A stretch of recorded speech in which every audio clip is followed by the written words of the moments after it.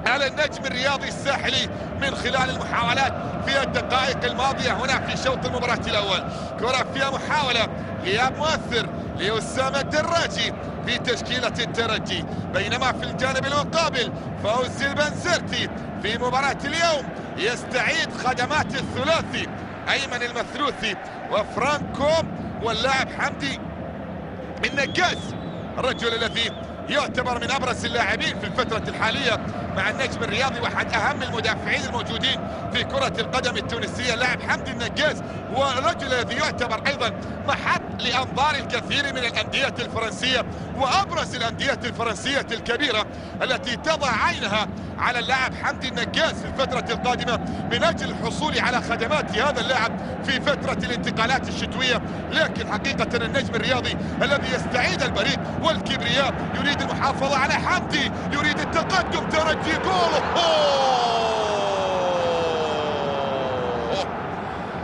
مستحيلة. الكرة الماضية والمحاولة الماضية فيها من الإعجاز الكروي ما فيها. هذه كيف مرت، كيف طلعت إلى خارج أرضية الملعب.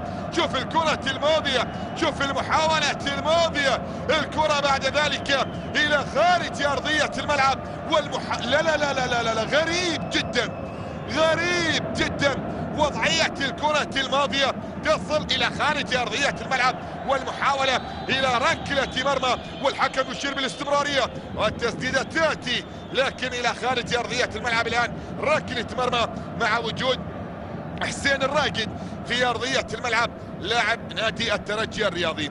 حكم المباراة الصادق السالمي ابن القيروان ومن أبرز حكام الكرة التونسية في الفترة الحالية واحد الأسماء التي فرضت نفسها بشكل قوي خلال الفترة الماضية. لكن هذا الحكم بالرغم من أنه كان متوقعا بأن يدير هذا الكلاسيكو لكن النجم رفع وثيقة احتجاج على حكم المباراة الصادق السالمي إلى الاتحاد التونسي لكرة القدم. من خلالها كان احتجاجه على قرار التعيين بالنسبة لهذا الحكم الذي علل حقيقة بأنه حكما لا زال شابا لم يسبق ولا دار كلاسيكو، بالإضافة إلى بعض العوامل الأخرى التي تتعلق مثلا بأشياء ربما تعتبر خارج نطاق كرة القدم. لأن النجم يقول لك هذا الحكم أدار 5 مباريات لنادي الترجي وفي المباريات ال5 الترجي كسب مواجهاته سواء من خلال هذا الموسم أو في الموسم الماضي. لذلك جاء الاحتجاج وجاءت أيضا بعض الأقاويل في الأحاديث الصحفية بأن قد يكون هنالك كرة فيها محاولة رأسية لكن سهلة عند الحارس أيمن البلبولي. سيطر على كرة أيمن في اللقطة الماضية وفي المحاولات الماضية والكرة من خلالها تأتي الصافرة من حكم المباراة الصادق السالمي يشير من خلالها بوجود خطأ لمصلحة نادي النجم الرياضي الساحلي في اللقطة الماضية لمصلحة الحارس أيمن البلبولي. ملعوبة المحاولة بكرة رأسية. الحضور هنا إلى ملعب رادس إلى العاصمة التونسية بفارق 9 نقاط ما بين النجم المتصدر وما بين الترجي صاحب المركز الثامن. النجم ب 22 نقطة والترجي ب 13 نقطة، ب 13 نقطة فقط. وبالمناسبة هذه هي أول مرة التي يتحول فيها النجم إلى العاصمة التونسية وهو بأسبقية 9 نقاط أمام الترجي بعد مرور 9 جولات. هذه هي المرة الأولى التي يتحول فيها إلى العاصمة بأسبقية النقاط ال9 بعد 9 جولات، مع العلم بأن أكبر فارق كان ما بين الفريقين بعد 9 جولات هو 13 نقطة في موسم 93-94 كان لمصلحة الترجي في ذلك التوقيت الذي كان يبعد بفارق 13 نقطة عن نادي النجم الرياضي في موسم 93-94. كرة فيها محاولة ملعوبة الآن لمصلحة الترجي في الجهة اليسرى. المحاولات لا زالت مستمرة والأفضلية لمصلحة أبناء الدار هنا في العاصمة التونسية هنا في الاستاد الأولمبي على أبناء الساحليين أو أبناء النجم الساحلي القادمين من أجل تحقيق الانتصار الأول في رادس. نعم الانتصار الأول في رادس. هل يتحقق بانتظار معرفة الأمور خلال الدقائق القادمة من أحداث في هذا اللقاء؟ كرة في الجهة اليسرى، محاولة تأتي في اللقطة الماضية، استلام، محاولة مرور عن طريق يانيك كينيانغ، لكن الإبعاد يأتي والكرة إلى رمية التماس. تلعب رمية التماس للترجي، صافرة وخطأ في اللقطة الماضية يشير إليها الصادق السالمي. تعود المحاولة لمصلحة فريق الترجي الرياضي، المحاولة لا زالت مستمرة أمامية ملعوبة لكن تصل سهلة إلى حارس المرمى أيمن البلبولي اللي سيطر على كرته بالشكل المطلوب. هذا النجم المتألق من خلال بطولة هذا الموسم، والرجل الذي حافظ على نظافة شباكه في المباريات الماضية باستثناء لقاء وحيد فقط خسره نادي الترجي الرياضي في هذا الموسم كاملا من أمام البنزرتي بهدف لهدفين. كرة فيها محاولة للنجم لكن أيضا الإبعاد يأتي في اللقطة الماضية، والمحاولة بعد ذلك تصل إلى خارج أرضية الملعب. رمية تماس، فوزي البنزرتي يعرف تماما خبايا الأمور بالنسبة لنادي الترجي الرياضي التونسي. لما لا وهو من الأسماء التي سبق وأن دربت الترجي، هو من الأسماء التي سبق وأن حققت النجاح مع نادي الترجي، وسبق وأن فاز بلقب بطولة الدوري 4 مرات سابقة من أصل 7 مع نادي الترجي، وعنده أيضا عدة ألقاب أخرى حققها مع ابناء المكشخة في بطولة الدوري التونسي وخارجيا أيضا بالنسبة للمدرب فوزي البنزرتي الذي حقق نجاحات كبيرة وسبق وأن درب نادي الترجي على مستويات سابقة من خلال السنوات الماضية، وحقق مع لقب بطولة الدوري في أكثر من مرة في أكثر من مناسبة. كرة من خلالها محاولة تأتي لكن تصل إلى خارج أرضية الملعب. الكرة الماضية إلى رمية تماس الآن، تماس للنجم الرياضي على تنفيذه مروان تاج اللاعب القادم من نادي الملعب التونسي. مع بداية هذا الموسم يسعى لأن يوصل حضوره وتألقه وتواجده في التشكيلة الأساسية مع النجم الرياضي، ويسعى لإثبات فعليا بما أنه من أبرز الأسماء في هذا الموسم، ويسعى لمواصلة الصدارة على مستوى بطولة الدوري التونسي لكرة القدم. كرة فيها محاولة ملعوبة في اللقطة الماضية، إبعاد إلى خارج أرضية الملعب. رمية تماس الآن. يعلن تماما النجم الرياضي بأنه ليس وحيدا في صدارة بطولة الدوري، ويعلم بأن النادي الأفريقي يتواجد معه في نفس الرصيد من النقاط، ويلعب حاليا مباراته أمام شبيبة القيروان في مباراة تقام في نفس توقيت هذا اللقاء في ملعب حمود العواني. أي تعثر للنجم في مباراة اليوم يعني بأن الأفريقي جاهز للانقضاض على القمة وعلى اقتناص الصدارة من أمام النجم الرياضي الذي يبدأ بداية ربما تعتبر الأفضل خلال السنوات الماضية لهذا الفريق على مستوى الرابطة التونسية المحترفة الأولى لكرة القدم. كرة فيها محاولة للنجم ملعوبة في الجهة اليمنى، التقدم يأتي في اللقطة الماضية، المحاولة بعد ذلك فيها إبعاد إلى خارج أرضية الملعب من أمام حمدي النجاز. كرة وصلت لمصلحة الترجي، البحث عن التقدم وعن أول أهداف في المباراة هنا في شوط المباراة الأول يعطي انطباع بأن الترجي هو الأقرب للتسجيل بعد مرور 17 دقيقة. كرة في الجهة اليمنى، محاولة فيها تغطية دفاعية عادت للنجم تاريخيا في مواجهات الفريقين. الحديث عن 128 مباراة جمعت الفريقين في بطولة الدوري، 48 فوز للترجي، 42 انتصار للنجم، 38 حالة تعادل. الفريقين التقوا 24 مرة في كأس تونس منها 5 نهائيات. الفريقين التقوا 8 مباريات في الكؤوس الأفريقية، آخرها كان ذلك اللقاء الذي لم يكتمل في بطولة دوري أبطال أفريقيا في عام 2012. الفريقين هنا في العاصمة 57 مباراة سابقة، فاز الترجي في 29 مقابل 11 انتصار للنجم و17 حالة تعادل ما بين الفريقين. يعني النجم في زياراته السابقة جمع انتصارات ب11 مرة في مواجهاته أمام الترجي، لكن الوضعية نكملها بعد هذه المحاولة في منطقة الجزاء. إبعاد يأتي في اللقطة الماضية، تعود من جديد لمصلحة النجم. كرة في الجهة اليسرى، عرضية ملعوبة في منطقة الجزاء، المحاولة خطيرة خطيرة خطيرة، تسديدة وهدف. معز بن شريفية يتصدى للمحاولة الماضية ويمنع النجم من الوصول إلى أول أهداف في المباراة. يمنع النجم من الوصول إلى أول أهداف في المباراة في اللقطة الماضية وفي الكرة الماضية. تحدثت عن الزيارات السابقة للنجم إلى العاصمة، فاز في 11 مباراة من أصل 57 مرة، لكن الحديث عن أن 8 مواجهات جمعت الفريقين هنا في ملعب الأولمبي برادس. فاز الترجي في 5 و3 انتهت بالتعادل، أي أن النجم لم يسبق وأن فاز على الترجي على أرضية هذا الميدان في وجه التحديد في الملعب الأولمبي برادس من خلال 8 مواجهات سابقة جمعت الفريقين، ويبحث اليوم عن انتصاره الأول في الملعب الأولمبي برادس، لكنه ليس الأول في العاصمة. كرة في الجهة اليسرى، عرضية في منطقة الجزاء، محاولة مستمرة خطيرة لا زالت لمصلحة النجم، تسديدة تأتي إبعاد، كرة فيها محاولة خطيرة جدا لكن لا زالت مستمرة، وتسديده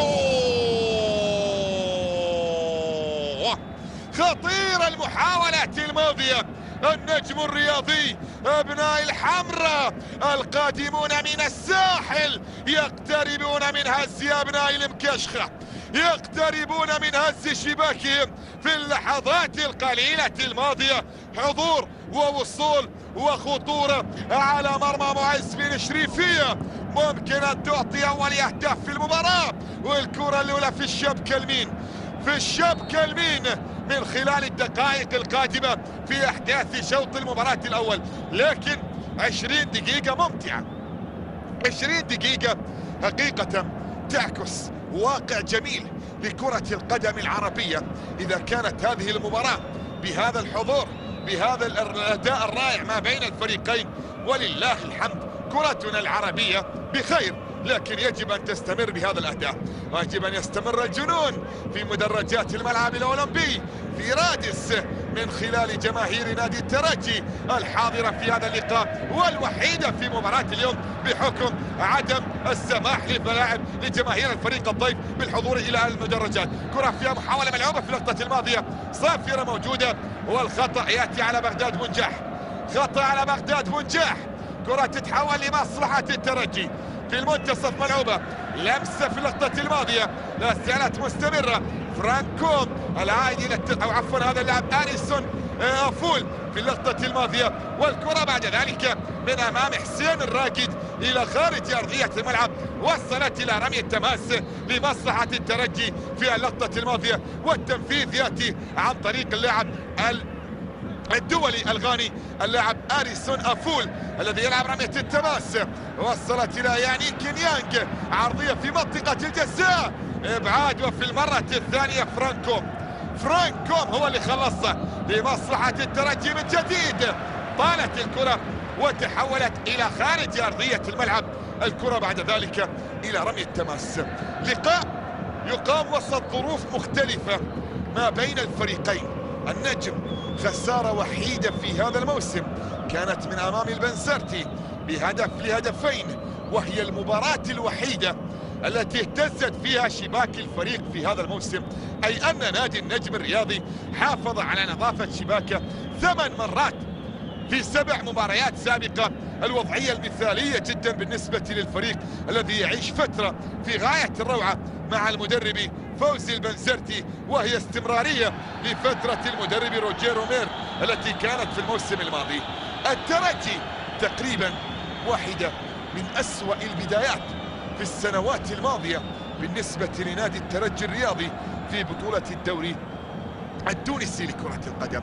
هي واحدة من أسوأ البدايات إن لم تكن أسوأ انطلاقة في تاريخ النادي على مستوى بطولة الدوري من خلال السنوات الماضية، وعلى مستوى الرابطة التونسية المحترفة لكرة القدم. وضعية مختلفة تماما فيما قبل انطلاقة المباراة. حسب التوقعات والترشيحات رجحت كفة النجم للانتصار واقتناص نقاط المباراة الثلاث، لكن الواقع في أرضية الملعب يقول بأن الكفة متساوية ما بين الفريقين إلى الآن، ونحن في الدقيقة 24 من أحداث الحصة الأولى في قصة هذا الكلاسيكو، الفصل الأول الذي يروي قصة بطولة ما بين الفريقين خلال السنوات الماضية، والوضعية التي من خلالها نبحث في مباراة اليوم عن استعادة سيناريوهات قديمة كتبت في هذا الكلاسيكو حضرت فيها المتعة والإثارة والأهداف حقيقة، ولا نبحث عن تعادل سلبي في مباراة اليوم. أكرمونا وأنتم أهل كرم يا أهل تونس، أكرمونا بالمباراة الأولى الرسمية للدوري التونسي على قنوات الكاس، وأنتم أهل كرم يا أهل تونس الخضراء. كرة إلى خارج أرضية الملعب، رمية تماس الآن، تلعب رمية التماس ياني كينيانج، لكن حارس المرمى أيمن البلبولي يسيطر على كورته، والمثلوثي الاسم الذي يعود مجددا إلى تشكيلة فوزي البنزرتي بعد الغياب، بعد حالة الطرد يستعيد من خلال مباراة اليوم. فوزي البنزرتي المدرب الدولي التونسي صاحب ال 64 سنة. كرة فيها محاولة ملعوبة في اللقطة الماضية، إبعاد وصلت في الجهات اليمنى، مرور في كرة تأتي عن طريق اللاعب أحمد العكاشي بالجهات اليسرى، يعني كينيانج يسقط في أرضية الملعب، والحكم يشير إلى وجود ركلة مرمى، لا وجود لركلة جزاء في اللقطة الماضية، والمحاولة الآن إلى ركلة مرمى عند الحارس البلبولي اللي يسيطر أو يلعب الست أمتار القادمة للفريق الضيف في مباراة اليوم النجم الرياضي التونسي. 22 نقطة، 7 انتصارات، تعادل وحيد وخسارة وحيدة في بطولة الدوري في هذا الموسم، تجعل النادي النجم الرياضي في المركز الأول كأقوى خط دفاع مع الترجي الجرجيسي. بالمناسبة الترجي الجرجيسي أيضا في المباريات السابقة استقبل هدفين فقط وخسر مباراة وحيدة، وأنهى 6 مباريات بنتيجة التعادل. السمة الأبرز من خلال مباراة هذا الموسم بالنسبة للنادي النجم أو الترجي الجرجيسي هي كثرة التعادلات السلبية، كثرة التعادلات السلبية للفريق من خلال مباريات هذا الموسم، وهو أقوى خط دفاع مناصفة مع النجم الرياضي الساحلي، عليهم هدفين فقط في المباريات ال9 الماضية، بينما القوة الهجومية تبقى مناصفة ما بين النادي الأفريقي والنادي الرياضي الصفاقسي اللي مسجلين 16 هدف إلى الآن، مع وجود مباراة أقل للنادي الرياضي الصفاقسي الذي يمتلك فرصة أيضا هو الآخر من أجل أن يكون حاضرا على مستوى صدارة بطولة الدوري مع النادي الأفريقي والنجم الرياضي الساحلي. والنجم الرياضي الساحلي يدرك تماما بأنه يجب الانتصار في الكلاسيكو من أجل الاستمرار في الصدارة. كرة فيها محاولة الآن، لمسة لمصلحة النجم في منطقة الجزاء، إبعاد يأتي في اللقطة الماضية، عادت للترجي، كرة ملعوبة. الأسوأ في السنوات الماضية يقف من خلال مباراة اليوم، يقف من خلال مباراة اليوم هنا في هذا اللقاء في تونس. يقولون الباي باي حتى في شكارة. الوضعية بالنسبة لنادي الترجي الرياضي التونسي هكذا حقيقة، مهما كانت الظروف ومهما كانت المصائب ومهما كانت الصعوبات، الكبير يبقى كبيرا، الكبير يبقى كبيرا. الباي باي حتى في شكارة. هكذا تأتي الوضعية بالنسبة لنادي الترجي الرياضي الذي يقدم أداء مميزا هنا في مباراة اليوم، ويظهر معدنه الحقيقي عندما يحين الموعد وعندما تأتي المواجهة الحقيقية. يظهر بشكل رائع جدا، يقف في وجه الفريق الأفضل كما يرى النقاد وكما يرى المتابعين في تونس من خلال هذا الموسم. واحد الأندية التي ساهمت بشكل كبير في الموسم الماضي بأن يكون حاضرا بشكل رائع، واحد الأندية التاريخية أيضا في كرة القدم التونسية، النجم الرياضي الساحلي، النادي الذي يأتي إلى العاصمة بأمل الفوز رقم 12 تاريخيا له في مواجهات الترجي على مستوى بطولة الدوري. كرة فيها محاولة من أول الترجي الآن، تدخل صادق السالمي يشير بالاستمرارية في الكرة الماضية. تعود المحاولة من جديد، لمسة تصل لمصلحة الترجي مرة أخرى، تأتي عن طريق محمد علي اليعقوبي. اليعقوبي يلعب كرة في منتصف ملعب المباراة، تأتي عن طريق اللاعب فوسيني كوليبالي، أمامية ملعوبة في الجهة اليمنى، محاولة لا زالت مستمرة. كرة من هاري سونافول إلى المنتصف من جديد. التقدم من العربي جابر. أمامية ملعوبة الكرة الماضية، وصلت إلى الجهة اليسرى. محاولة العربي، الكرة الماضية فيها السقوط. عادت المحاولة من جديد للنجم الرياضي، مرتدة هنا في الجهة اليمنى. التقدم يأتي والمحاولة من حمدي النجاز. النجاز مر، سقط في أرضية الملعب والحكم يشير بالاستمرارية. لا وجود للخطأ في اللقطة الماضية ولا وجود لصافرة من حكم المباراة الصادق السالمي. اشتعل الديربي، أمر طبيعي جدا. مثل هذه الأمور، مثل هذه المشحنات ومثل هذه التدخلات سنراها وبشكل مستمر جدا.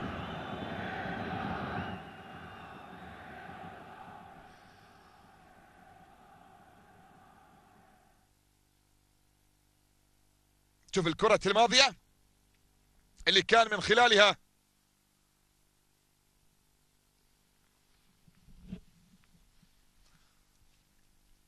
التدخل الموجود، وبعد ذلك جاءت المطالبة بوجود خطأ لمصلحة النجم الرياضي في اللقطة الماضية، لكن أيضا حكم المباراة يشير بالاستمرارية. لا وجود للخطأ. الكرة بعد ذلك أبعدت وتحولت إلى خارج أرضية الملعب، إلى خارج أرضية الملعب الآن.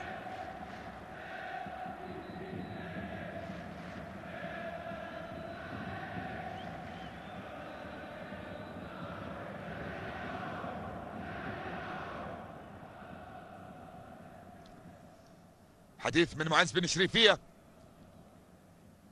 مع لاعبون نادي الترجي أو مع لاعبون نادي النجم الرياضي في اللقطة الماضية على أساس التدخلات التي كانت موجودة ما بين لاعبي الفريقين.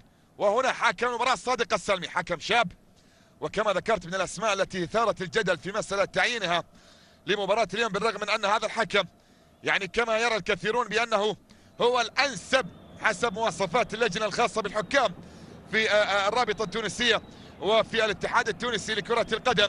عموما في لاعب في أرضية ملعب، سلامات إن شاء الله النجم الرياضي في اللقطة الماضية. السقوط على هنا التدخل يأتي على حمدي النجاز. هذه الكرة اللي من خلالها حقيقة أعتقد بأن النجاز كان يستحق خطأ، والتدخل يأتي من العربي جابر في اللقطة الماضية وفي المحاولة الماضية. والكرة بعد ذلك أشار من خلالها الصادق السالمي إلى وجود الاستمرارية ولا وجود للخطأ. لا وجود للخطأ في اللقطة الماضية.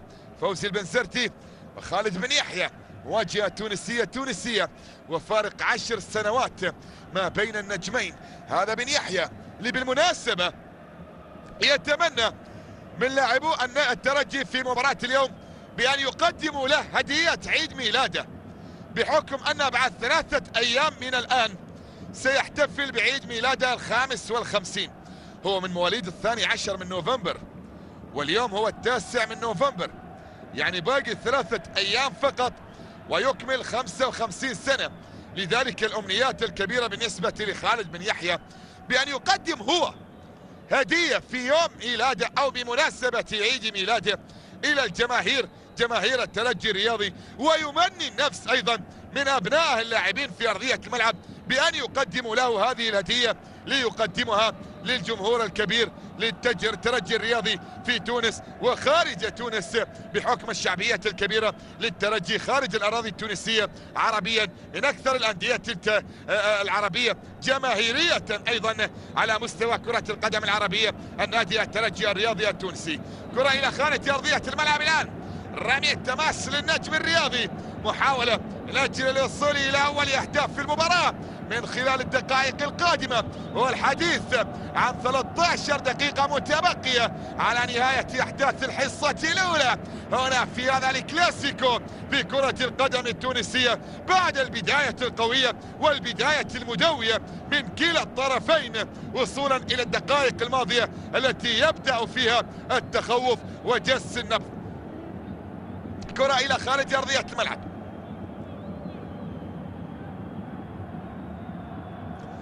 معز بن شريفية على تنفيذ ركلة المرمى، وصلت الكرة في منتصف ملعب المباراة. محاولة التقدم في اللقطة الماضية، كرة فيها صافرة من الصادق السالمي، والخطأ موجود للترجي الرياضي في الكرة الماضية. الترجي بالرغم من أن موسمه سيء حقيقة وحتى على المستوى الأفريقي، بحكم أننا تعودنا بأن نشاهد الترجي في الأدوار النهائية وفي المباريات النهائية للبطولات الأفريقية، أو على أقل تقدير الوصول إلى الدور نصف النهائي على مستوى مسابقة بطولة دوري أبطال أفريقيا. لكن في هذا الموسم ودع منافسات البطولة الأفريقية من دور الثمانية في مجموعة صعبة حقيقة، ضمت البطل وفاق سطيف، وضمت النادي الليبي الأهلي بنغازي، بالإضافة إلى النادي الرياضي الصفاقسي التونسي. مجموعة عربية خالصة صعبة جدا، أفرزت وأخرجت بطل منافسات دوري أبطال أفريقيا لهذه السنة نادي وفاق سطيف الجزائري.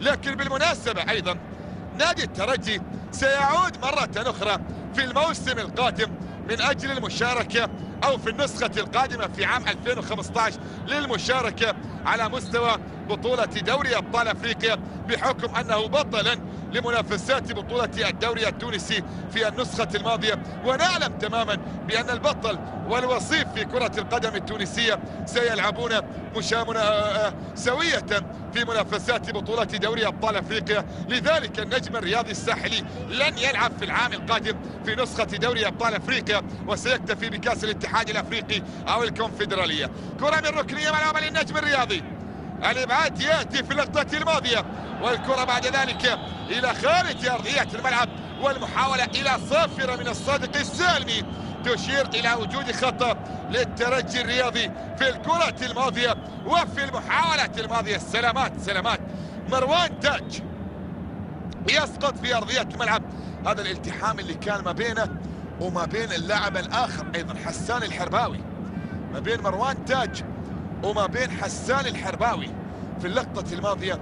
الكرة بعد ذلك يأتي من خلالها التدخل والصافرة، هذا النجم اللاعب حسان الحرباوي، اللاعب القادم في هذا الموسم من النادي البنسرتي إلى تشكيلة النجم الرياضي التونسي، واحد الأسماء التي يجب أن تظهر وأن تستمر بأدائها المميز من أجل إعادة الترجي إلى مصاف المنافسة. يعني إذا ما كنا نتحدث عن فارق، فالفارق ليس إلا 9 نقاط، ليس إلا 9 نقاط من خلال الجولات الماضية.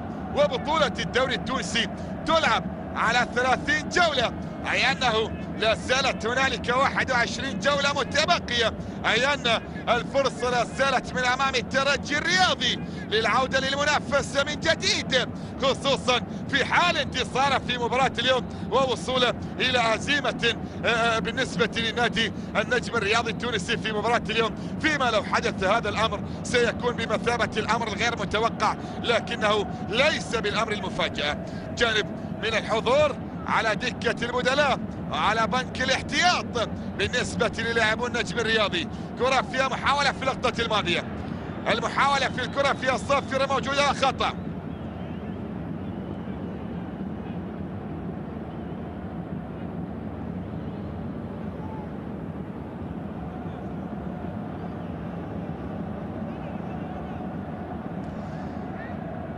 خطأ للفريق الساحلي، راسية في منطقة الجزاء.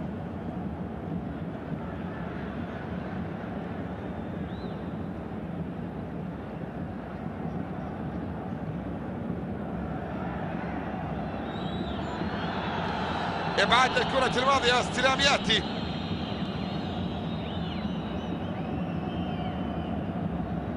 عادت في منتصف ملعب المباراة، المحاولة لمصلحة النجم الرياضي الآن إلى حارس مرمى أيمن البلبولي. دقائق شوط المباراة الأول تمضي والأمور لا زالت فيه مستمرة بنتيجة التعادل السلبي، النتيجة التي ظهرت في لقاء الفريقين في الموسم الماضي. كرة عن طريق الكاميروني فرانكوم، محاولة ملعوبة أمامية وطويلة الآن. اللقطة الرأسية في الكرة الماضية تحولت لمصلحة النجم أو لمصلحة الترجي، لكن التغطية وإبعاد.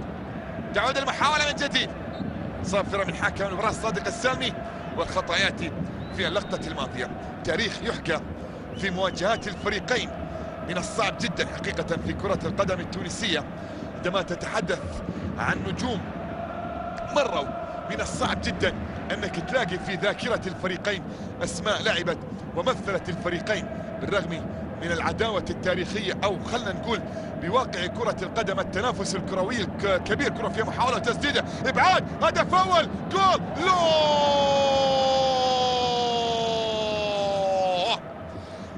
المعز بن شريفية نجم اللقطة الماضية يتصدى لمحاولة الساحليين ويقف أمام وجه النجم في اللقطة الماضية ويمنع أول أهداف في المباراة بكرة في غاية الصعوبة ومحاولة خطيرة جدا كانت لمصلحة النجم من أجل الوصول إلى أول أهداف في المباراة. خطيرة جدا المحاولة الماضية. عادت الكرة في لقطة لمصلحة الترجي، صافرة من الصادق السالمي وخطأ يأتي للترجي الرياضي، لكن محاولة خطيرة جدا. هذه الكرة اللي فيها صافرة وخطأ للترجي الرياضي التونسي في اللقطة الماضية وفي الكرة الماضية على رامي البدوي في محاولة كانت حاضرة لمصلحة الترجي. صافرة وخطأ في الكرة الماضية، لكن محاولة في غاية الخطورة وبن شريفية يتصدى لها ويمنع من خلالها هدف أول كان ممكن أن يكون بالنسبة للنجم الرياضي في اللقطة الماضية. عودة من بغداد بنجاح إلى المناطق الدفاعية من أجل المساهمة في المحافظة على نظافة الشباك من البلبولي. محاولة للترجي، خطأ في القرب من منطقة الجزاء. الحكم والتوجيهات التي لا زالت مستمرة. كرة فيها صافرة موجودة، خطأ احتلال للترجي الرياضي هنا في الملعب الأولمبي في رادس. لم يخسر الترجي في مواجهاته أمام النجم الرياضي. المحاولة من خلالها فرصة لأول أهداف في المباراة. كرة ملعوبة في منطقة الجزاء، صافرة، لا، حكم يشير بالاستمرارية. تصل الكرة في الجهات اليسرى، محاولة تعود لمصلحة النجم الرياضي. الآن كرة في الجهات اليمنى مرتدة سريعة للنجم الرياضي الفريق الضيف ورحلة البحث عن أول أهداف في المباراة، لكن أيضا تغطية بشكل جميل جدا ومرتدة ملعوبة. الصافرة تأتي. راية موجودة من الحكم المساعد الأول في اللقطة الماضية، والكرة بعد ذلك إلى ركلة حرة غير مباشرة لفريق النجم الرياضي بعد وجود التسلل.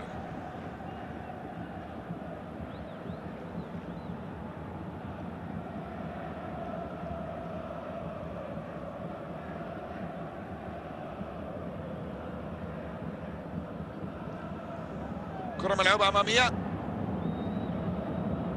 وصلت في الجهات اليسرى. غازي عبد الرزاق،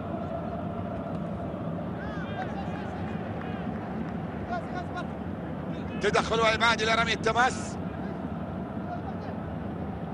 محاولة من مروان تاج، عادت مرة أخرى إلى مروان. تغيير الاتجاه اللاعب في الجهات اليمنى. تصل المحاولة إلى حمد النقاز،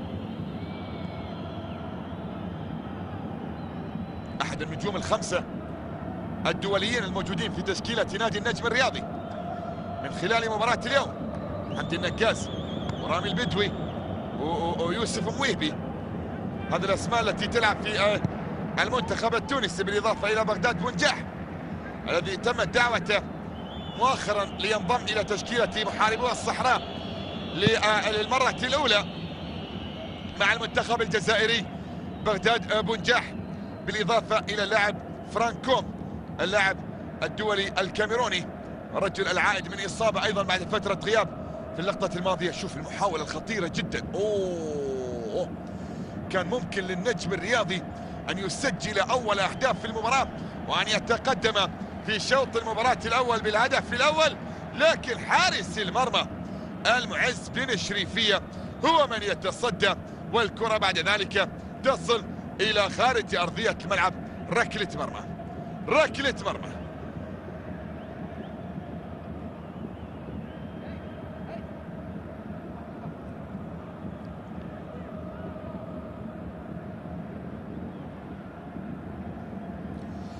دقيقتين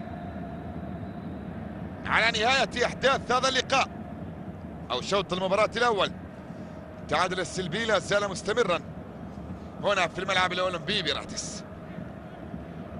من يسجل، من يكسر التعادل السلبي، من يضع فريقه في المقدمة من خلال اللحظات القليلة القادمة، أو أن الأمر سيتحول إلى نهاية شوط المباراة الأول بالتعادل السلبي. محاولة الأخطر في المباراة إلى الآن، أولا بتسديدة من يوسف مويهبي، ثم بعد ذلك المحاولة كانت حاضرة من بغداد بونجاح، والكرة بعد ذلك إلى خارج أرضية الملعب في كرة خطيرة جدا كانت حاضرة على مرمى معز بن شريفية الذي تألق وأبعد الكرة بعد ذلك. سلامات لمعز في أرضية الملعب، حارس مرمى نادي الترجي الرياضي، واحد الأسماء التي تألقت في الفترة الماضية وكانت حاضرة مع نادي الترجي في السنوات الماضية. النجم كأبرز انتصار له على الترجي حقق سنة 2011 عندما فاز ب5 أهداف مقابل هدف واحد، بينما أبرز انتصار لنادي الترجي كان في عام 2009 وب4 أهداف مقابل هدف واحد كأفضل النتائج المسجلة في تاريخ هذا الكلاسيكو العريق في كرة القدم التونسية من خلال السنوات الماضية. كما ذكرت 57 مباراة هنا في هذا الملعب، والانتصارات تميل لمصلحة أبناء المكشخة ب29 مقابل 11 انتصار في اللقاءات السابقة التي جمعت الفريقين هنا في العاصمة التونسية. كرة فيها محاولة مرور، سقوط في أرضية الملعب، بعد ذلك مروان تاج يحاول وبعدت من أمامه حسين الراقد، أبعد الكرة الماضية، عادت المحاولة من جديد، لمسة لمصلحة الترجي، الوقت الأصلي انتهى، نلعب في لحظات الوقت بدل الضايع على أحداث شوط المباراة الأول. كم هو الوقت المضاف على الحصة الأولى هنا في شوط المباراة الأول؟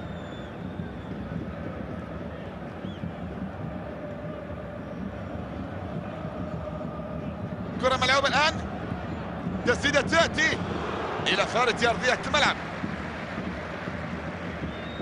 محاولة من حسان الحرباوي، هذه تسديدة حسان، كرة وصلت إلى ركلة مرمى، ضربة 6 أمتار عند الحارس أيمن البلبولي. هذه المحاولة الماضية والتسديدة الماضية، كرة تصل إلى خارج أرضية الميدان. حقيقة من يشاهد الترجي في مباراة اليوم ينسى أوجاع في المباريات ال5 أو ال8 الماضية بالنسبة للترجي في بطولة الدوري، والتي من خلالها لم يحقق إلا 13 نقطة من 3 انتصارات و4 حالات تعادل وخسارتين كانتا في الجولات الماضية، واحدة في ملعبه أمام نادي حمام الأنف بهدف نظيف، وأخرى خارج الديار في ملعب عبد العزيز الشتيوي أمام مستقبل المرسى بهدف خالد بن يحيى. تلك المباراة التي خسرها الترجي في الجولة السادسة يدخل اليوم إلى أجواء هذا الكلاسيكو ببداية قد تعتبر الأسوأ في السنوات الماضية، لكن في مباراة اليوم إلى الآن يقدم أداء مميزا في الدقائق الماضية، ويثبت فعليا بأن مباريات الكلاسيكو لا تخضع لمعطيات ما قبل المباراة، ولا تخضع أبدا لمقاييس ما قبل المواجهة. صافرة الصادق السالمي تنهي أحداث الشوط الأول من هذا الكلاسيكو، قصة سنكملها بحول الله مع بداية شوط المباراة الثاني. لكن الآن نتحول إلى استوديوهاتنا في الدوحة مع الزميل هيكل الشعري والكباتن سامي الطرابلسي عادل السليمي، لكن بعد الفاصل إليك الكلمة هيكل.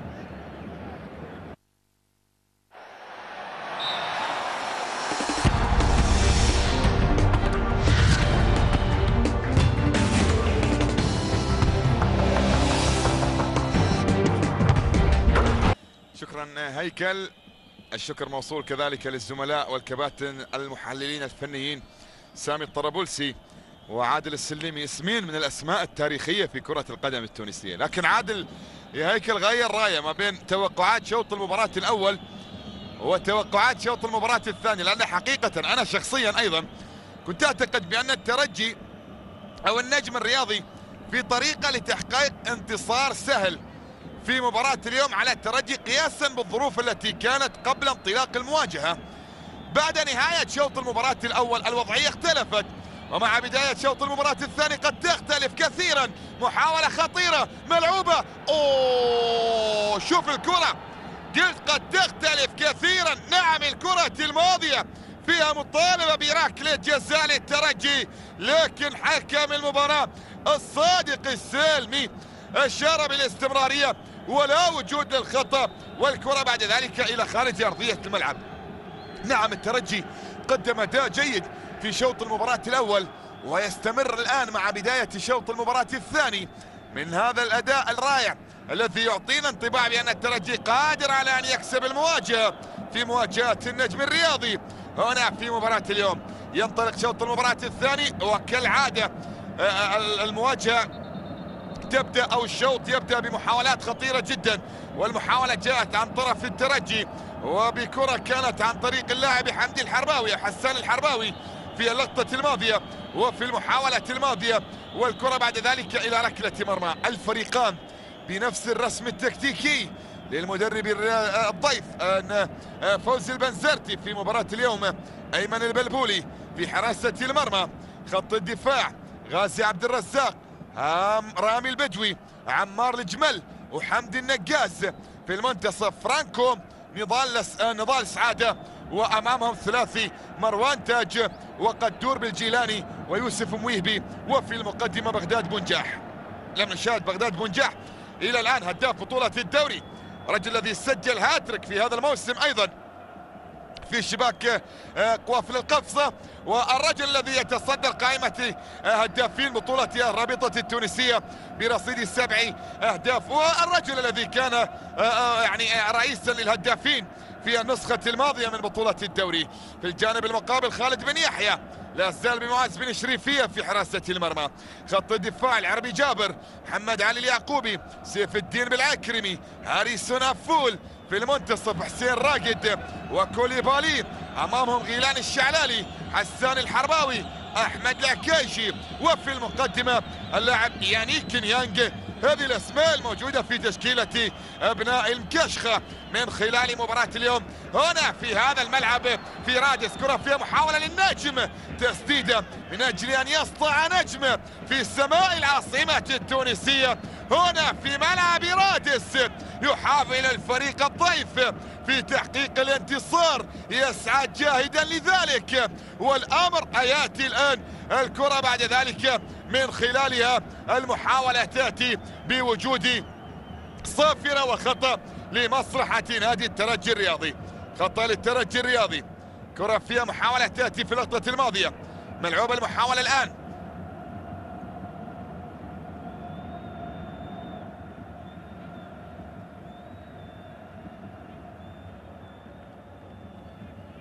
إلى كرة تصل برمية تماس، تلعب رمية التماس، قدور بالجيلاني اللاعب الجزائري، هو الآخر منتظر بأن نشاهد من خلال مباراة اليوم حقيقة بحضور كبير جدا، بحكم أنه الصفقة الأغلى في تاريخ الكرة التونسية من خلال هذا الموسم، وهو من الأشياء التي ميزت نادي النجم الرياضي في هذا الموسم الانتدابات الجيدة. يعني صحيح بأن مروان تاج قادم من الملعب التونسي، يوسف مويهبي من مستقبل المرسى، لكن هذا موسمه الثاني. فرانكو الكاميروني اللاعب الذي يعود إلى التشكيلة، نادي نضال، اللاعب نضال السعادة، الانتقال من الاتحاد المنستيري، بالإضافة إلى قدور بالجيلاني اللاعب القادم كأغلى صفقة في هذا الموسم في الكرة التونسية، وبغداد بنجاح موسمها الثاني. هذه التعاقدات التي قادت النادي الترجي أو نادي النجم الرياضي الساحلي مع المدرب الفرنسي روجيرو مير في الموسم الماضي أعاد الثقة للفريق. وبالمناسبة الإدارة كانت ترغب في الحصول على خدمات المدرب الفرنسي روجيرو مير لموسم آخر، لكن لأسباب عائلية، هو زوجته لم تكن ترغب في بقائه في تونس وفضلت عودته إلى فرنسا. والله يا زين تونس ويا جمال تونس الخضراء يا زوجة روجيرو مير، وبالتالي هي التي أصرت على مسألة العودة إلى تونس أو إلى فرنسا. بعد ذلك تم التعاقد مع المدرب دراغان، لكن لم يكن التعاقد تعاقدا ناجح. ثم بعد ذلك جاء التعاقد مع فوزي البنزرتي. المباراة الأولى لفوزي البنزرتي كانت مع نادي الصفاقسي. كان الفريق في ذلك التوقيت وفي تلك المباراة يفتقد لخدمات 10 لاعبين من لاعبيه الأساسيين بسبب عقوبة الفريق في نهائي كأس تونس في الموسم الماضي، لكن البنزرتي نجح في الخروج بنتيجة التعادل في ذلك اللقاء في مواجهة الصفاقسي بأسماء كلها من اللاعبين الاحتياطيين، ونجح في أن يسجل حضورا رائعا ويعطي الثقة لكل أفراد الفريق التي واصلت أداءها المميز وحققت بعد ذلك 6 انتصارات متتالية توقفت في الجولة قبل الماضية أمام الفريق البنزرتي. كرة فيها محاولة للنجم الرياضي الآن. 6 دقائق على بداية شوط المباراة الثاني، نلعب في الدقيقة السابعة. المحاولة عن طريق الكاميروني فرانكوم، يلعب الكرة للفريق النجم الرياضي في الجهة اليسرى. المحاولة لا زالت مستمرة، فرصة البحث عن التوغل من الجهة اليسرى. التقدم يأتي، عودة بالكرة الماضية في منتصف ملعب المباراة. لمسة تيلان، رامي البدوي بمحاولة إلى عمار الجمل في الجهة اليمنى، وصلت الكرة والتقدم فيها لمصلحة النجم من مروان تاج أمامية ملعب الكرة الماضية. المحاولات لا زالت مستمرة والفرصة لا زالت قائمة، والنجم يبحث عن أول أهداف في المباراة هنا في هذا اللقاء. أول أهداف في المباراة، من يسجل الهدف الأول هنا في هذا اللقاء؟ التعادل السلبي لا زال مستمرا. كرة فيها محاولة تخلصت للترجي، ملعوبة في الجهة اليمنى، تقدم، كرة خطيرة، كرة خطيرة، كرة خطيرة. أيمن البلبولي يتصدى في المحاولة الماضية، والكرة بعد ذلك إلى خارج أرضية الملعب.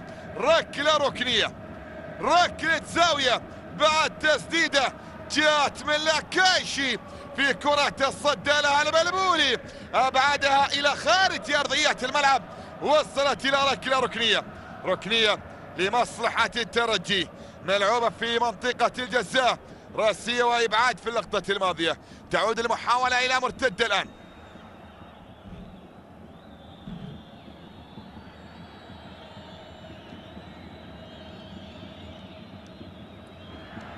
كرة إلى رمي التماس،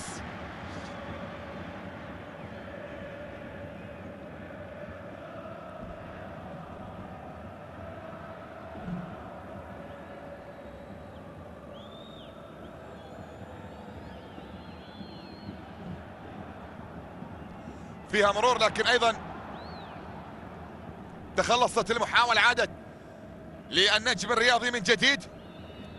تحدث كما ذكرت في شوط المباراة الأول عن أسماء قليلة لعبت للفريقين، يعني من الأسماء الموجودة حاليا أحمد العكاشي.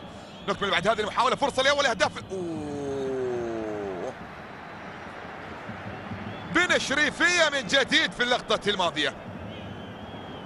معز بن شريفية يتدخل ويبعد الكرة من أمام يوسف مويهبي. الكرة بعد ذلك إلى خارج أرضية الملعب. حمدي النقاز من جديد يواصل التوغل في الجهة اليمنى، ومعز بن شريفية خلص الكرة إلى خارج أرضية الملعب. وصلت المحاولة إلى ركلة مرمى.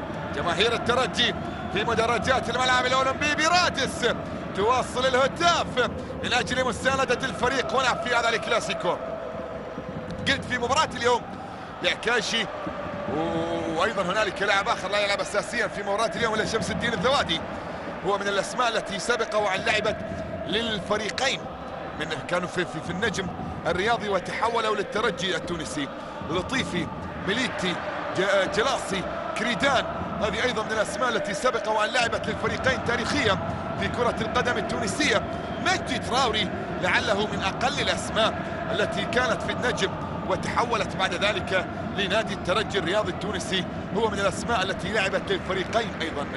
محبوب، لطفي البنزرتي أو فوزي البنزرتي عفوا، بالإضافة إلى المدرب روجيه لومير، هي من الأسماء القليلة أيضا على مستوى المدربين التي سبق وأن دربت الفريقين على مستوى كرة القدم التونسية. هذا كان الحضور في السنوات الماضية دليل ربما على العداوة الموجودة ما بين الفريقين هنا في الكلاسيكو في كرة القدم التونسية، ما بين الترجي الرياضي واحد من أكثر الأندية بل أكثرها تتويجا بالألقاب المحلية مع نادي النجم الساحلي، النجم الذي دائما ما يسطع على مستوى كرة تونس، واحد الأسماء المشرفة خارجيا أيضا بالنسبة لأبناء العاصمة أو لأبناء سوسة ولأبناء كرة القدم التونسية. لذلك الوضعية أمامنا لفريقين سبق وأن حققوا اللقب القاري، النادي الأفريقي معهم أيضا 3 أندية تونسية سبق وأن حققت اللقب الأفريقي، الترجي في مناسبتين وكان حاضرا أيضا الأفريقي في مناسبة في التسعينيات وبداية التسعينيات القرن الماضي، ونادي النجم الرياضي الساحلي الذي توج باللقب وذهب للمشاركة في كأس العالم للأندية. كرة فيها محاولة للنجم الرياضي، تسديدة تأتي اصطدمت في المدافع في اللقطة الماضية، إبعاد يأتي 11 دقيقة مرت على بداية الأحداث في شوط المباراة الثاني. التعادل السلبي لازال مستمرا هنا في هذا الكلاسيكو التونسي المرتقب والمنتظر، وإلى الآن الصادق السالمي يقدم أداء مميزا، حكم المباراة الشاب الصادق السالمي يقدم أداء مميزا إلى الآن بعد مرور 56 دقيقة. كرة في منطقة الجزاء، محاولة لمصلحة الترجي يحاول من خلالها يانيك نيانج، لكن أيضا الإبعاد يأتي، إعادة المحاولة من جديد، لمسة من سيف الدين بالعكرمي يحاول إلى الترجي من مرة أخرى، ملعوبة إلى فوسيني كوليبالي، سدد كوليبالي لكن أيمن البلبولي يتصدى للمحاولة الماضية. الحارس الأساسي للمنتخب التونسي في الفترة الأخيرة حارس أيمن البلبولي، أساسي مع منتخب بلاد تونس التي ربما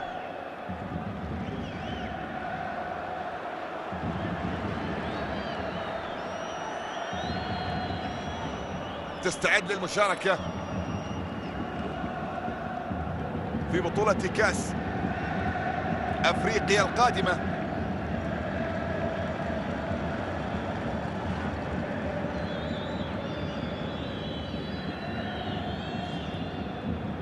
بعد الفوز على بوتسوانا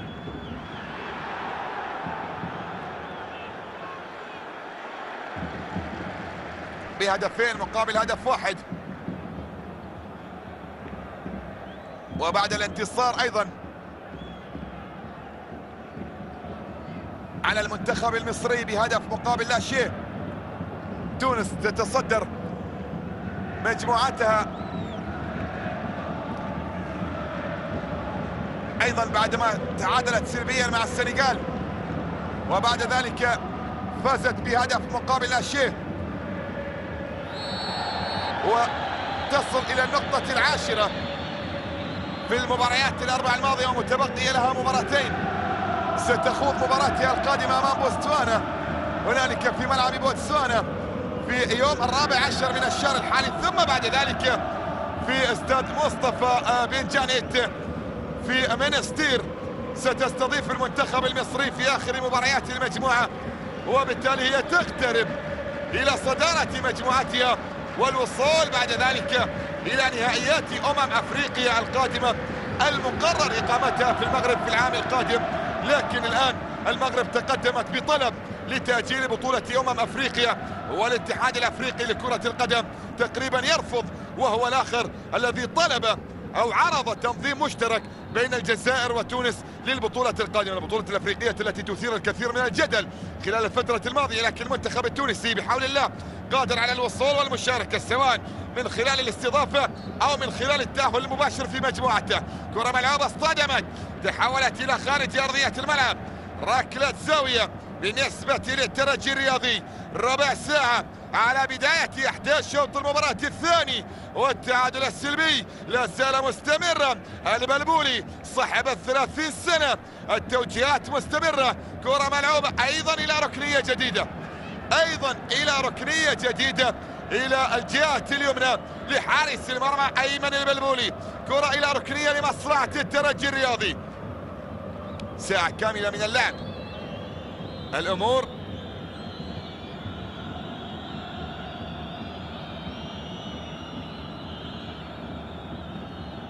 لا زالت بالتعادل السلبي بعد مرور ساعة كاملة من اللعب. يعني ما نبغي أمام الكرة فيها محاولة ملعوبة، إبعاد في اللقطة الماضية لا زالت لمصلحة الترجي. ملعوبة المحاولة الماضية تصل إلى حارس المرمى أيمن البلبولي، يسيطر على كرته بالشكل المطلوب ويحصل على مخالفة في اللقطة الماضية. يعني ما نبغي يعني أن نكرس المثل التونسي الذي يقول عيطة والشهود على ذبيحة قنفود. يعني لا نريد كل هذا اللي كان موجود قبل المباراة من أحاديث ومن أقاويل ومن أشياء كثيرة جدا على نتيجة تعادل سلبي، أو كما يقول المثل العربي بلغة العربية الفصحى نسمع جعجعة ولا نرى طحينا. يعني بالتونسية عيطة والشهود على ذبيحة قنفود. لا نتمنى بأن نشاهد هذا الأمر واقعا موجود في أرضية الملعب. حقيقة الأمنيات بأن نشاهد مباراة تليق بسمعة الكرة التونسية وبسمعة هذا الكلاسيكو الشهير وبسمعة الفريقين محليا وقاريا، والفريقان اللذان مثلا كرة القدم التونسية عالميا مع مدرب اللي هو فوزي البرزنتي الذي أصبح أحد الرموز في العاصمة المغربية الدار البيضاء بعدما قاد فريق الرجاء البيضاوي لنهائي بطولة كأس العالم للأندية في العام الماضي أمام البايرن، ونجح في تحقيق أبرز إنجاز عربي على مستوى هذه البطولة بعدما كان نادي النجم الرياضي التونسي قد وصل إلى المركز الرابع في مشاركته في عام 2007. ياتي البرزرتي مع الرجاء كازابلانكا للوصول للمباراة النهائية والخسارة أمام البايرن في النسخة الماضية من بطولة كأس العالم للأندية، البطولة التي أقيمت في المغرب.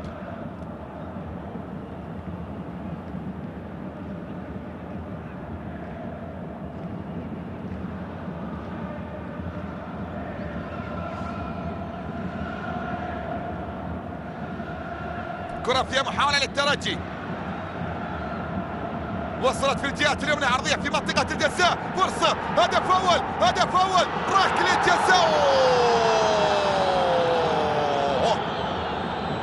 الصادق السالمي، أنا بانتظار الإعادة من أجل التأكيد، أنا بانتظار لإعادة الكرة القادمة من أجل التأكيد في محاولة كان يطلب فيها نجوم الترجي ركلة جزاء، وحكم المباراة يشير بالاستمرارية ولا وجود للخطأ في اللقطة الماضية وفي المحاولة الماضية. كرة تصل الآن مرة أخرى للترجي. من يشاهد الترجي في مباراة اليوم يجزم بأن الوضعية في طريقها إلى التغيير خلال الفترة القادمة من مسابقة بطولة الدوري بالنسبة للترجي الذي سيكون بوجه مغاير جدا عما كانت عليه الأوضاع في الجولات الماضية. مرة أخرى الصادق السالمي يشير إلى وجود أو إلى عدم وجود شيء في اللقطة الماضية. يعني شوف تصريحات النجم الرياضي التونسي قبل بداية المباراة ممكن كانت من أجل ممارسة الضغط على حكم المباراة، وبالتالي حقيقة يعني ما نستطيع أن نظلم الحكم إلا بعد التأكد من إعادة الكرة الماضية، فيما لو كانت هنالك ركلة جزاء لمصلحة النجم أو لمصلحة الترجي أو لا، بانتظار التأكيد من خلال الإعادة.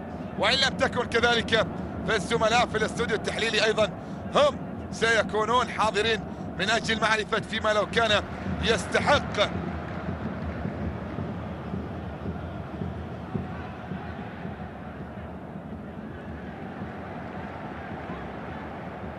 ركلة جزاء أو لا. كرة فيها محاولة،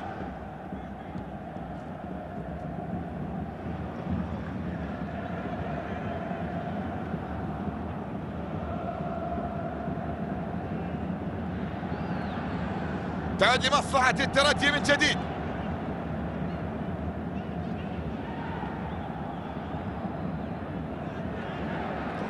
تسديدة تصل إلى خارج أرضية الملعب الآن، وصلت إلى ركلة مرمى عشان ما يزعل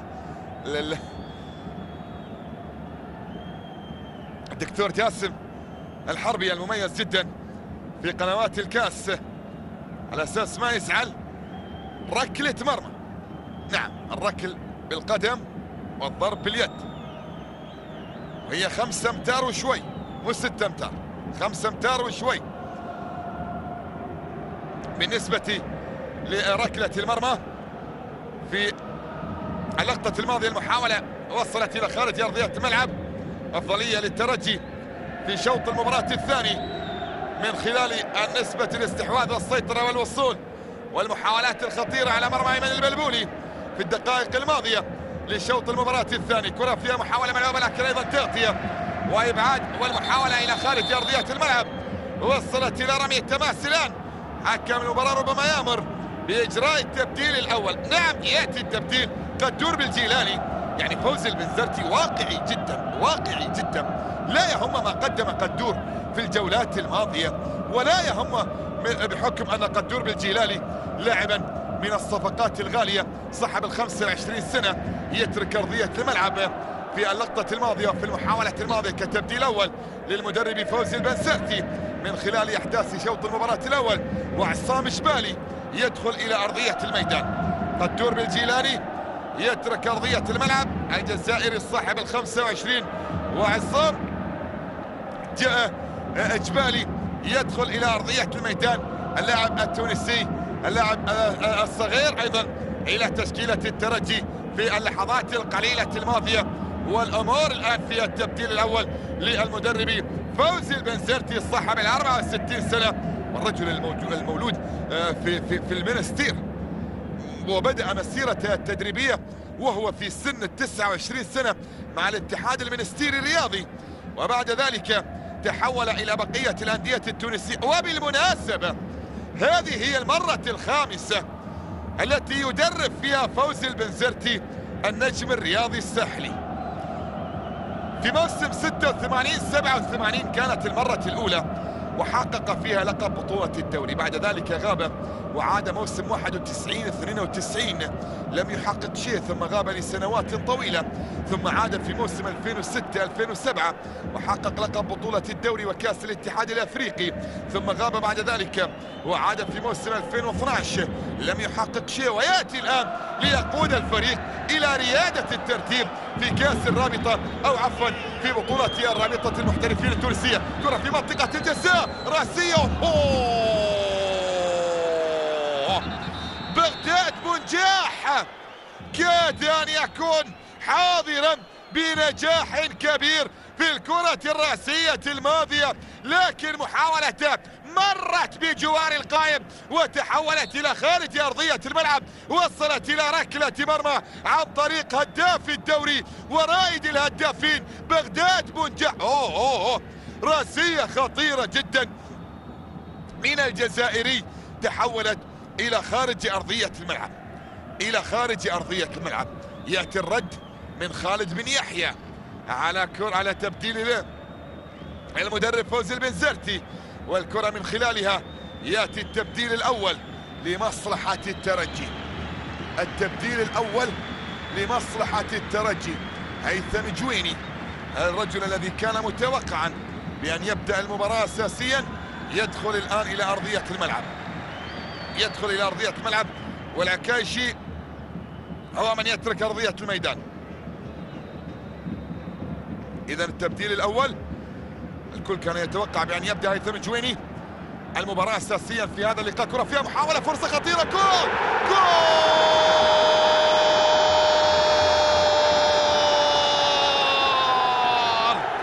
فريق باب سويقة يفتح باب المباراة ويفتح الكلاسيكو على مصراعي هنا في ملعب الأولمبي برادس. صعب الميراث الترجي، صعب الميراث، صعب الميراث الترجي، صعب الميراث هنا في رادس في الملعب الأولمبي.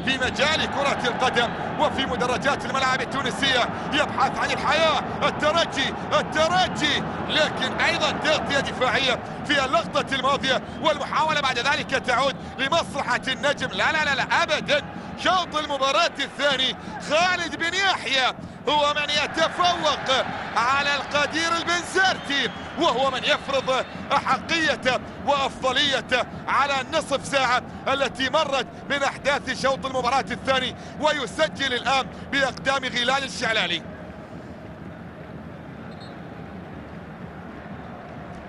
حسان الحرباوي يترك أرضية الميدان ويحيي جماهير الترجي الموجودة في مدرجات الاستاد الأولمبي برادس، الملعب الذي تم تجديده في عام 2015. هذه الكرة العرضية التي كانت بأقدام حسان الحرباوي، عرضية مثالية، تصدي لم يكن موفقا، بعد ذلك التغطية والمتابعة من غيلان الشعلالي، كرة في شبكة أيمن البلبولي، هدف أول في المباراة، وحيد إلى الآن. دريس محيرسي يدخل إلى أرضية الملعب،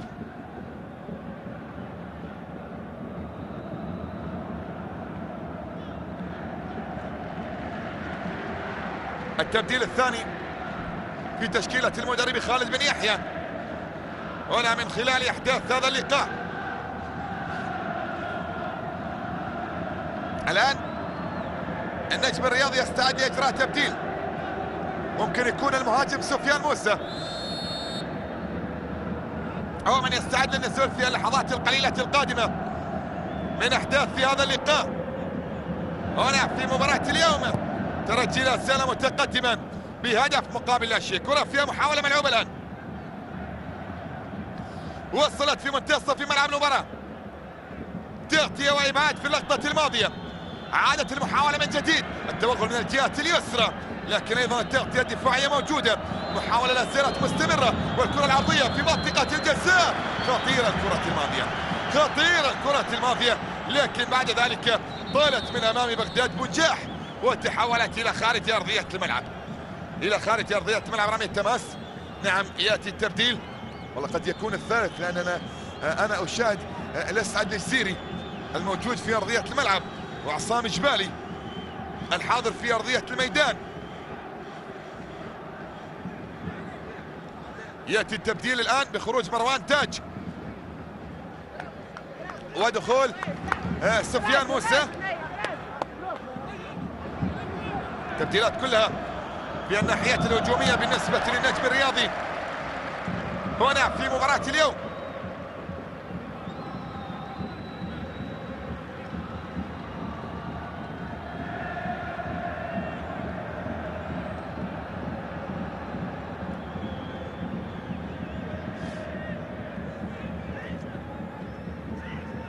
كرة إلى خارج أرضية الملعب الآن، تصل إلى ركلة ركنية. صادق السالمي يأخر تنفيذ الركنية ويتحدث إلى اللاعبين في منطقة الجزاء. هذا الحكم صادق السالمي، جدل حول ركلة جزاء ربما للترجي، لكن عموما الكرة فيها محاولة ملعوبة، وبعد اللقطة الماضية تعود من جديد لمصلحة المكشخة بالجهات اليسرى. يأتي التقدم، لكن أيضا تغطية وإبعاد في اللقطة الماضية عن طريق اللاعب البديل عصام جبالي إلى حارس المرمى أيمن البلبولي. كرة تعود لفرانكو،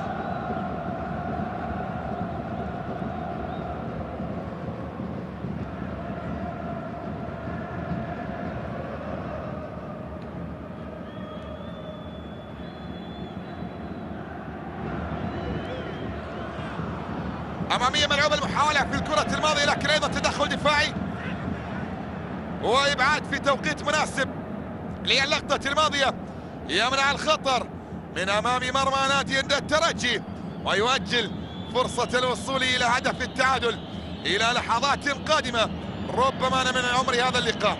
كرة فيها محاولة للنجم الرياضي الآن، ملعوبة الكرة الماضية راسية في منطقة الجزاء، بعد ذلك تصل الكرة إلى معز بن شريفية الذي يسيطر على الكرة بالشكل المطلوب. شوف الكرة فيها عودة، فيها شوية ثقة يمكن أن تكون بنوع من المبالغة في منطقة الجزاء، لكن الوضعية في اللقطة الماضية المحاولة من خلالها تصل إلى حارس المرمى معز بن شريفية. التبديل الأخير في انتظار دخول عمار جمل إلى أرضية الملعب في اللحظات القليلة القادمة هنا من خلال إحداث هذا اللقاء، بالرغم من أن التوقعات والتشكيلة التي جاءت بها عمار جمل أساسيا في مباراة اليوم، لكن نشاهد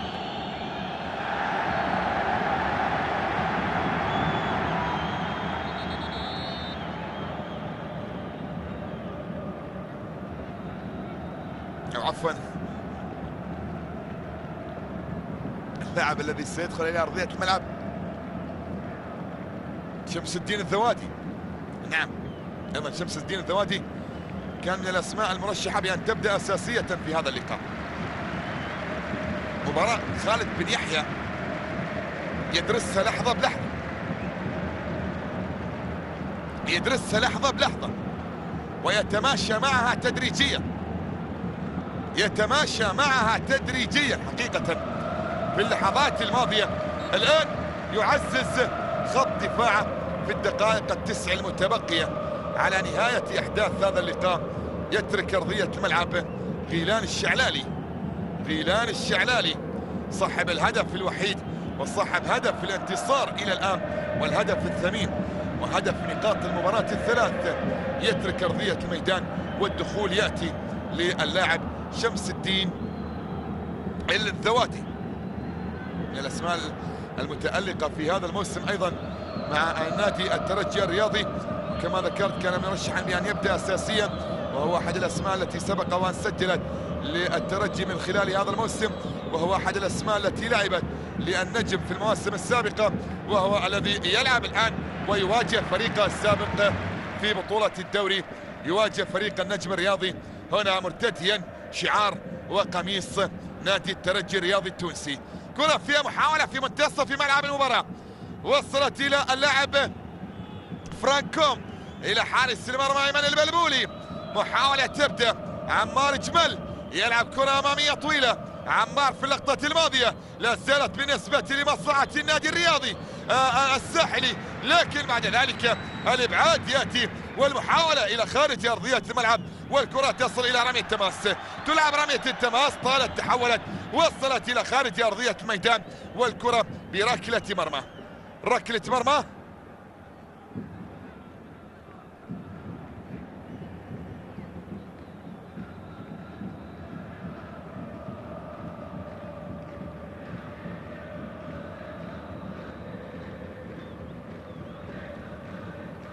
الاسماء الاحتياطيه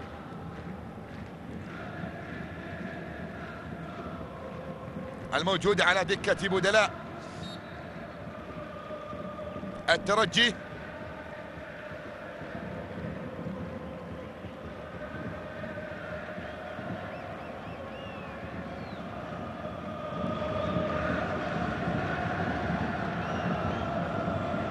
كرة فيها محاولة مرور، لكن ايضا تغطية دفاعية في اللقطة الماضية.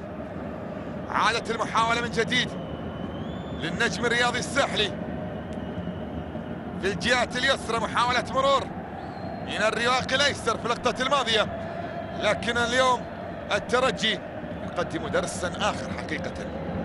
نعم، الكبير يبقى كبير مهما كانت الظروف ومهما كانت المعطيات.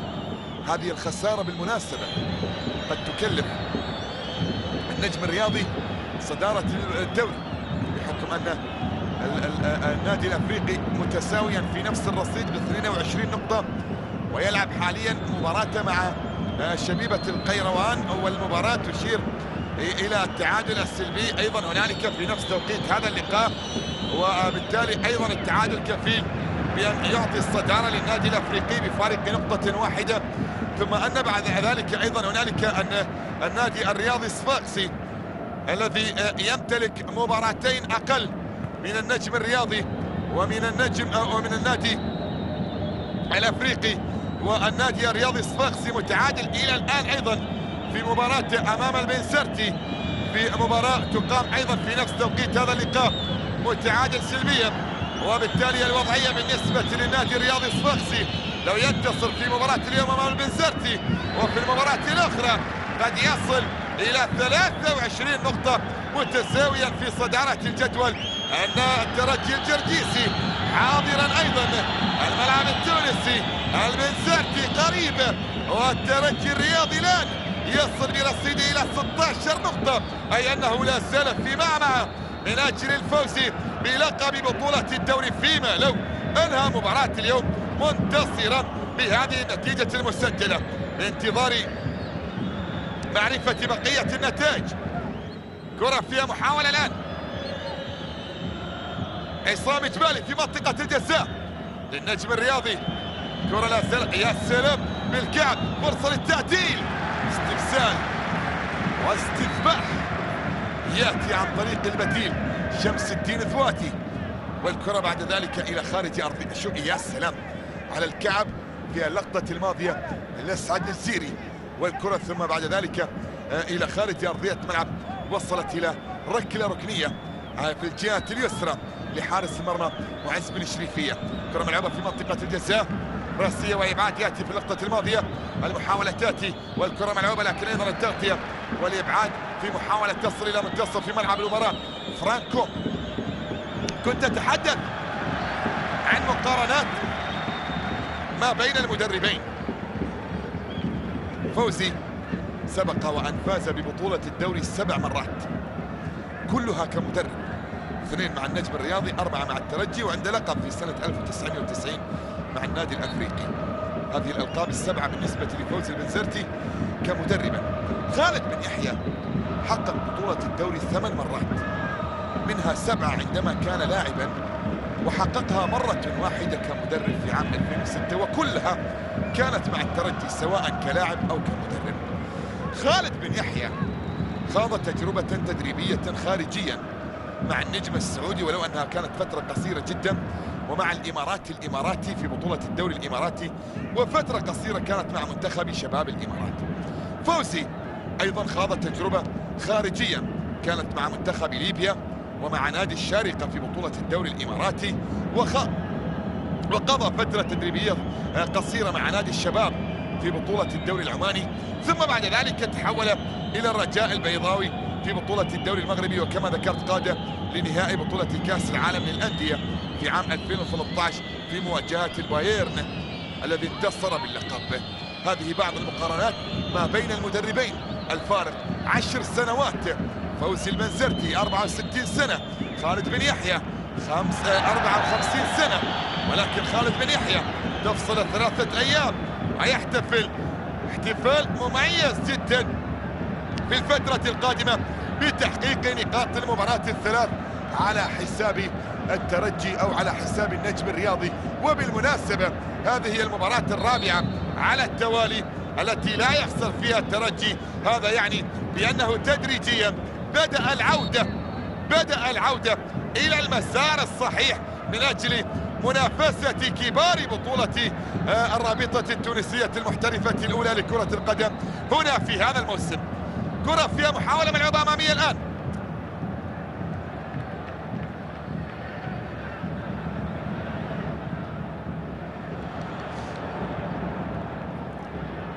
أرضية في منطقة الجزاء، إبعاد يأتي،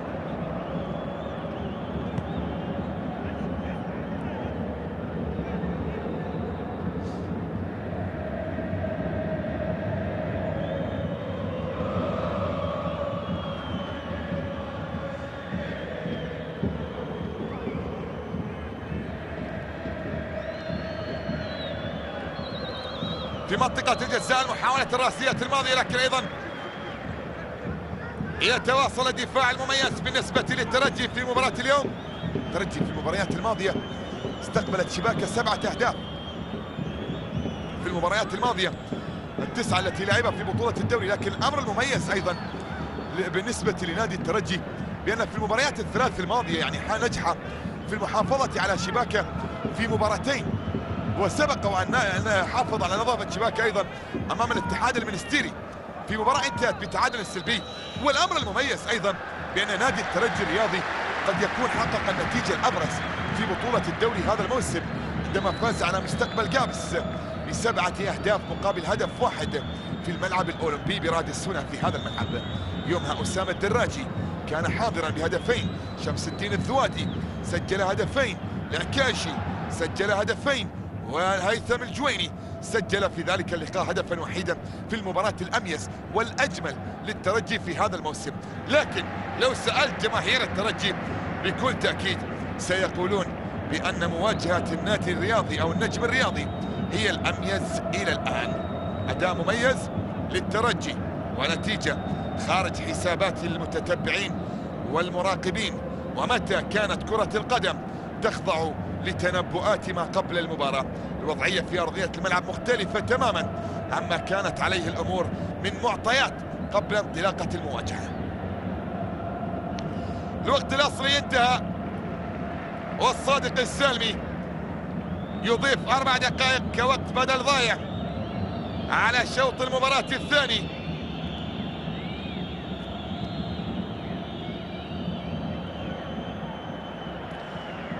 الأولى انتهت أيضا من الدقائق الأربع، 3 متبقية أمام النجم الرياضي من أجل العودة إلى أجواء المباراة من جديد.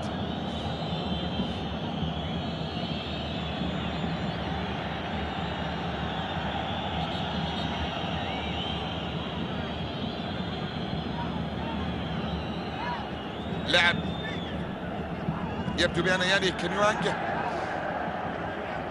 أعتقد لا يلام خالد بن يحيى في أي إجراء سيتخذ ضد نيانج في الفترة القليلة القادمة، بحكم أن ذكر بأنه فتح الباب أمام نيانج من أجل الانتقال إلى أي وجهة يرغب بها. الكاميروني أتيحت له الفرصة في مباراة اليوم، لم يثبت نفسه، لم يقدم نفسه بالشكل المطلوب. يعني كنيانج قادم من نادي FC سيون في بطولة الدوري السويسري لكرة القدم. اللاعب الذي يلعب للموسم الثاني على التوالي هنا مع الترجي، وكان لاعبا للترجي قبل ذلك أيضا، لكن هذا الرجل الدولي مع منتخب بلاده الكاميرون لم يقدم المستوى الذي يشفع له حقيقة بأن يأخذ مكان هيثم الجويني في الأيام القليلة القادمة. اللاعب الذي سيتواجد حسب آخر قائمة مع المنتخب التونسي المهاجم هيثم الجويني.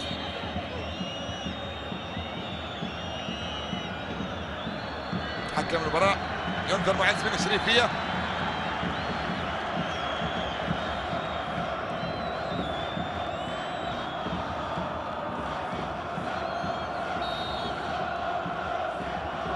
على إضاعة الوقت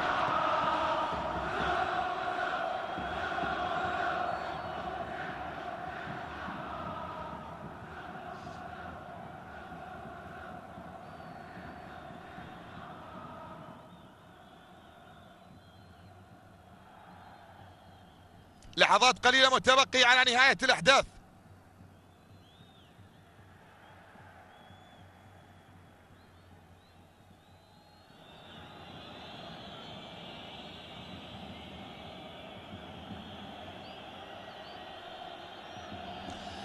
الترجي في طريقه لتحقيق الانتصار هنا في هذا الملعب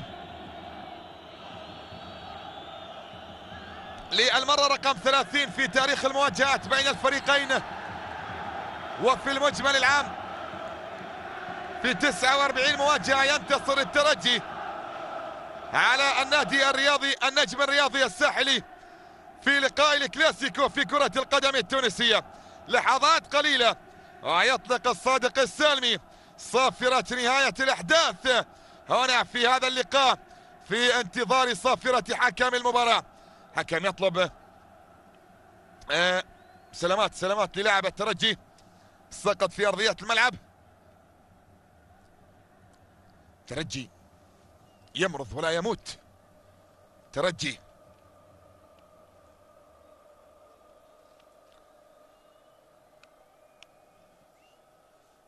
دائما حاضر في كرة القدم التونسية بصورة جميلة جدا، ويستمر هذا الحضور من خلال مباراة اليوم في وضعية كان يعتقد فيها الكل بأنه في أسوأ حالاته يواجه النجم المنتشي خلال الفترة الماضية. ينجح الترجي الرياضي التونسي في أن يكسب الرهان في مواجهة النجم الرياضي في بطولة الكلاسيكو الخاصة جدا على مستوى كرة القدم التونسية هنا في الاستاد الأولمبي برادس. انتهى الوقت الأصلي وانتهى الدقائق الوقت بدل الضايع بانتظار صافرة الحكم الصادق السالمي الآن في اللحظات القليلة القادمة. هو أضاف 4 دقائق لكن الآن يزيد، نصل إلى 6 دقائق من الوقت بدل الضايع. صافرة النهاية لا، حكم يعلن عن تغيير رمية التماس تذهب للنجم الرياضي. يواصل هذا الحكم نجاحه مع الترجي الرياضي التونسي للمباراة السادسة على التوالي. الترجي يحقق الانتصار مع الصادق السالمي، والصادق لا يريد بأن تنتهي المباراة. لا زالت في أرضية الملعب، لا زالت في أرضية الملعب، أبعدت من شمس الدين الذواتي، وصافرة النهاية تعلن نهاية كلاسيكو الكرة التونسية بانتصار يا أبناء المكاشخة بهدف مقابل لا شيء هنا في الاستاد الأولمبي برادس. انتصار في غاية الأهمية بالنسبة للترجي، يرفع رصيده إلى 16 نقطة ويعيد إلى المواجهة من جديد على مستوى كرة القدم في هذا الموسم في الرابطة التونسية المحترفة. مشاهدينا متابعينا في كل مكان، سعدنا وتشرفنا بنقل المواجهات التونسية الكلاسيكية عبر شبكة قنوات الكاس، على أن أمل أن يتجدد الموعد مرة أخرى بحول الله في الأسابيع القادمة من خلال كرة القدم التونسية. أعود بالصوت والصورة